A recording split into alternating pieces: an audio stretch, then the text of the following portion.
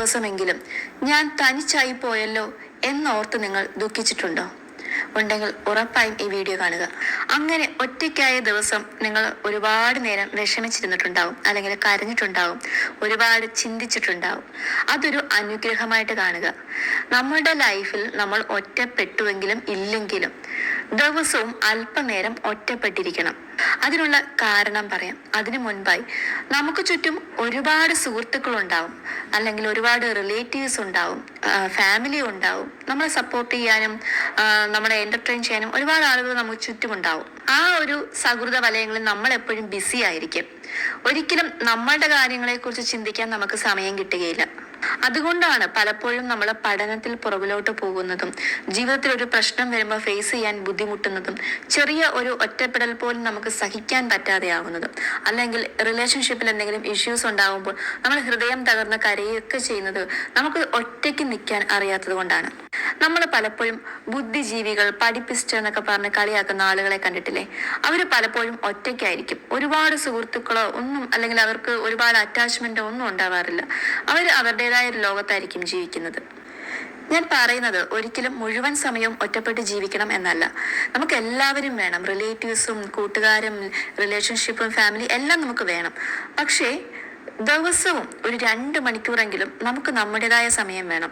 ആ സമയത്ത് നമ്മൾ ഒറ്റപ്പെട്ടിരിക്കുക. ആ 2 മണിക്കൂർ നിങ്ങൾക്ക് എന്തൊക്കെ ഫീലിങ്സ് വരുന്നോ അത് അനുഭവിക്കുക. നിങ്ങൾക്ക് കരയാൻ തോന്നുന്നുണ്ടെങ്കിൽ നന്നായിട്ട് കരയുക, ചിരിക്കാൻ തോന്നുന്നുണ്ടെങ്കിൽ നന്നായിട്ട് ചിരിക്കുക, ചിന്തിക്കാൻ തോന്നുന്നുണ്ടെങ്കിൽ നന്നായിട്ട് ചിന്തിക്കുക. ആ ഒരു സമയത്ത് മാത്രമേ നിങ്ങൾക്ക് നിങ്ങളെ തന്നെ കിട്ടുകയുള്ളൂ. നിങ്ങൾ എന്താണെന്ന് മനസ്സിലാക്കാൻ കഴിയുന്ന സമയമാണ് ആ ഒറ്റപ്പെട്ടിരിക്കുന്ന സമയം.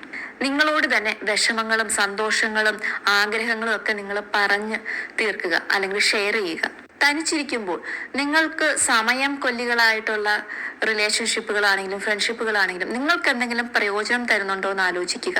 നമ്മൾക്ക് മെന്റൽ സ്ട്രെസ്സും നമ്മളുടെ വിലപ്പെട്ട സമയവും പാഴാക്കുന്നതേ ഉള്ളൂ. അല്ലാതെ നമുക്ക് പ്രത്യേകിച്ച് പ്രയോജനമൊന്നും ഉണ്ടാവില്ല എന്ന് ഒന്ന് ആലോചിച്ച് നോക്കുക. അതുകൊണ്ട് ഫുൾ ടൈം അങ്ങനെയുള്ള കാര്യങ്ങളുടെ പുറകെ പോകാതെ ഒരു സൈഡിൽ അവരെ നിർത്തുക, മറു സൈഡിൽ നിങ്ങളുടെ കാര്യങ്ങളും കൂടി ചെയ്തു പോവുക. ഞാൻ ആദ്യമേ പറഞ്ഞു, നമുക്ക് എല്ലാം വേണം. അവരെ വെറുപ്പിക്കാനും പറ്റില്ല, പക്ഷെ നമുക്ക് നമ്മുടെ കാര്യവും നോക്കണം. സോ ഫ്രണ്ട്സിനും റിലേറ്റീവ്സിനും ഫാമിലിക്കും റിലേഷൻഷിപ്പിനും ഒക്കെ കൊടുക്കുന്ന സമയം കഴിഞ്ഞിട്ട് ബാക്കി ഒരു 2 മണിക്കൂറെങ്കിലും നിങ്ങളെ കുറിച്ച് ചിന്തിക്കാനും നിങ്ങളുടെ ഭാവി കാര്യങ്ങൾ പ്ലാൻ ചെയ്യാൻ വേണ്ടിയിട്ടൊക്കെ ഒരു സമയം കൊടുക്കുക. ദിവസവും ഇങ്ങനെ 1-2 മണിക്കൂർ ഒറ്റപ്പെട്ട് ജീവിക്കാൻ പഠിച്ചു കഴിഞ്ഞാൽ നിങ്ങളെ ആർക്കും ജീവിതത്തെ തകർക്കാൻ കഴിയില്ല. ഒരു വാക്കുകൊണ്ട് പോലും നിങ്ങളെ തകർക്കാൻ കഴിയില്ല. ഒറ്റപ്പെടലിൽ ശീലിച്ചവന് ജീവിതത്തെ ഇനി ആരൊറ്റപ്പെടുത്തിയാലും നട്ടലുയർത്തി ജീവിക്കുവാൻ കഴിയും. ഒരാൾ നമ്മുടെ ലൈഫിൽ നമ്മളെ ഇട്ടിട്ട് പോയി കഴിഞ്ഞാൽ പോലും നമ്മൾ സർവൈവ് ചെയ്യും. കാരണം നമ്മൾ ഒറ്റയ്ക്ക് ജീവിക്കാൻ പഠിച്ചവരാണ്. ഇങ്ങനെ ഒറ്റയ്ക്ക് സമയം സ്പെൻഡ് ചെയ്യുമ്പോൾ നിങ്ങളിപ്പോൾ എത്ര സമയം പഠിക്കുന്നുണ്ട്, അല്ലെങ്കിൽ എനിക്കൊരു എക്സാം എഴുതാനുള്ള ആഗ്രഹമുണ്ടോ, ആ എക്സാമിന് ഞാൻ പഠിക്കുന്നുണ്ടോ?